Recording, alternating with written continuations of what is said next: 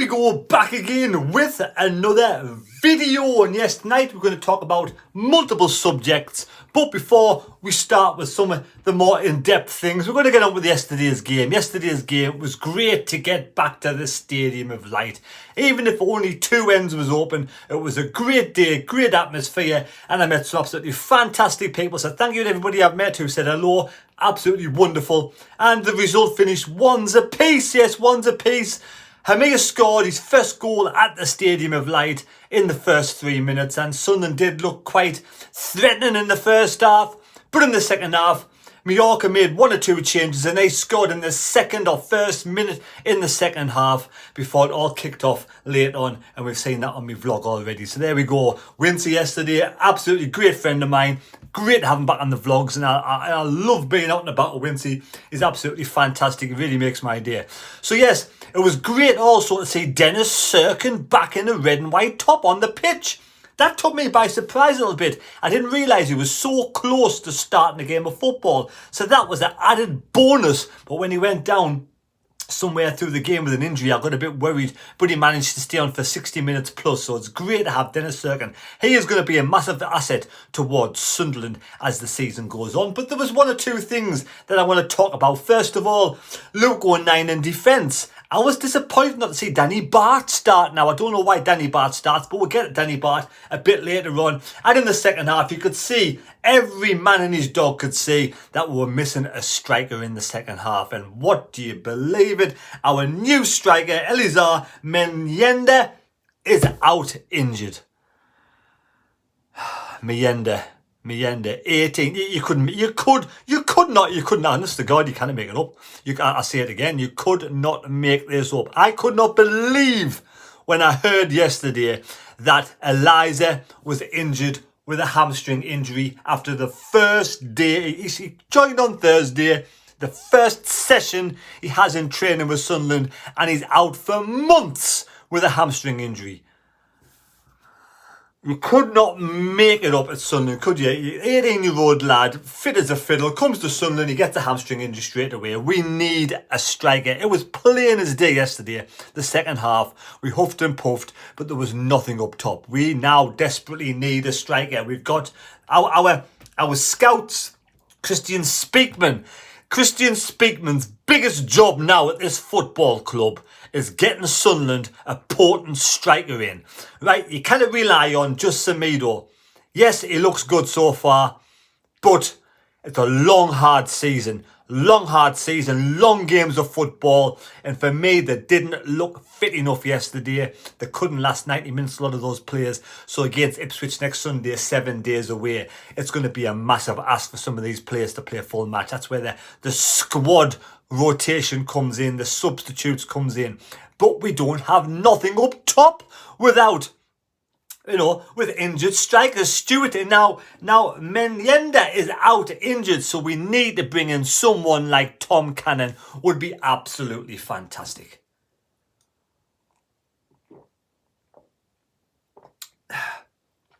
Desperately, Christian Speakman, if you want Sunderland promoted this season, if you want Sunderland in the top 6, you want Sunderland to have a good season, we need to get a striker in. I'm sure Touchwood will be on the job and we'll be trying to bring somebody in the next 7 days. It is imperative that we bring in a striker between now and the Ipswich game. We've got to have backup. We've got to have someone who's been there, got experience in the Championship at worst. That is just my opinion. But like I said, it was great to see Dennis Serkin back in. Now Danny Batth. Where was he? Why didn't he start yesterday? Why did Danny Batth not start alongside Ballard? That is the big question for me. Now we do have Sleet out injured. Triantos came on yesterday. Clearly he's not up to scratch yet, not fit enough yet. He won't be able to start against Ipswich, I would have thought. Then we have the likes of Ballard, who did well started. We got Serkin, yes, the left back who could play centre back. We got Alessi, who's injured. But we've got Luke O'Nien. For me, Luke O'Nien isn't the first option, isn't the first person I'd have in the centre-back position. As much as I like him to bits, as much yesterday, his tenacity and he wants to get stuck and he does really well. For the goal against Sunderland yesterday was brushed off too easy with a strong centre forward, just brushed them aside when they scored the equalising goal. For me, Danny Batth and Ballard is a perfect match to start the season against Ipswich. If they're both fit, for me, the experience of Batth, the experience in defence there, Danny Batth, and also Ballard is the perfect combination. But I'm worried. There's rumours out there that Danny Batth is wanted by Blackburn Rovers. Now, Danny Batth, a true professional, he wouldn't just walk away from the club without saying anything. So, for me, the match on during the week against Hartlepool, that is a massive telltale, a massive sign. If Danny Batth is not in that lineup on during the week, I will be seriously starting to get worried whether he wears a Sunderland shirt again. I really will. I want to see Danny Batth start during the week against Hartlepool. For me, that says everything. If he starts during the week, for me, he's going to stay and be there for the fight. If he does not start during the week or nowhere to be seen, I will seriously have my doubts whether he'll be in the Championship lineup for Sunderland. I want him to stay. For me, he's got to be. It's imperative we keep the experience of Danny Batth in this side. As much as Triantis has come in, Sleet's come in, Sleet's injured, Triantis is young and experienced, got to catch up with the speed yet, and Luke O'Nien, as much as I like, as much as he's decent, he's not as good as Danny Batth in defence. So let me know your opinions. Do you think Danny Batth will be here in the Championship season, or do you think he's going to be sold? He's going to be moved on with 1 year left on his contract. We already know, we've heard the rumours, we're not doing Pritchard a new contract, Gooch a new contract, Batth a new contract. For me, we've got to keep Danny Batth. Out of those three players, for me, top of my wish list is Danny Batth. Defence is a must. We've got to keep this defence strong. Get it stronger. Yes, as Triantis gets fitter, as Sleet gets fitter, as they get better and more experience, then they might eventually replace Danny Batth for the beginning of the season, for the first games, for the first couple of months. It's really important that he does not go to Blackburn. That is just my opinion. Now, yesterday's digital ticket system, the wallet, it worked really well. No problem for me whatsoever. No problem for Winty whatsoever. Winty has a Google. I have an Apple. No problem whatsoever. Both wallets work well. Up to the ticket, scanned, green light, straight in. I seen a bloke with 4 kids. What he did was, he scanned it, stood back, first child went in, scanned it, stood back, second child went in, so on and so forth. It worked really well. I mean, I'm sure there's people out there who've had problems with it, but I'm just saying, mine went really well. Advice from the stewards are get there early against Ipswich. Get there early against Ipswich.